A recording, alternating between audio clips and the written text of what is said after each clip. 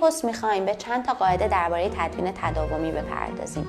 تدوین تداومی سنت و ویژگی شیوه تولید استدیوهای هالیوودی بوده و آندره بازن این سبک از تدوین رو تخطیه تحلیلی نام نهاده است. در تخطیه تحلیلی یک بخش از فیلم، مثلا یک صحنه یا یک سکانس به چند نمای نزدیکتر تقطیع میشه و توجه تماشاگر از لحاظ دراماتیک به مهمترین بخش یا حساسترین جزء از رویدادها جلب میشه. در چنین شیوه‌ای هنگام تخطیه رویداد به نماهای مختلف سعی میشه که انتقال نماها از جهت جنبه‌های زمانی، گرافیکی و ریتمیک چنان طراحی بشه که انتقال نماها به راحتی و نرمی صورت بپذیره و مخاطب متوجه تغییر نما نشه.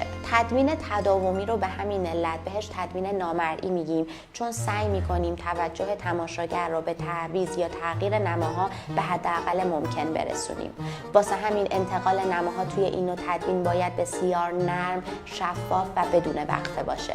این شیوه از تدوین یک ویژگی داره، اینکه تماشاگر رو منفعل میکنه و صرفاً اون رو ناظر رویداد میکنه، چون هدف تدوین تداومی اینه که تماشاگر در درک داستان با پیچیدگی و دشواری مواجه نشه. سهولت درک تماشاگر از رویدادهای فیلم اولین و مهمترین اصل در تدوین تداومی یک فیلمه.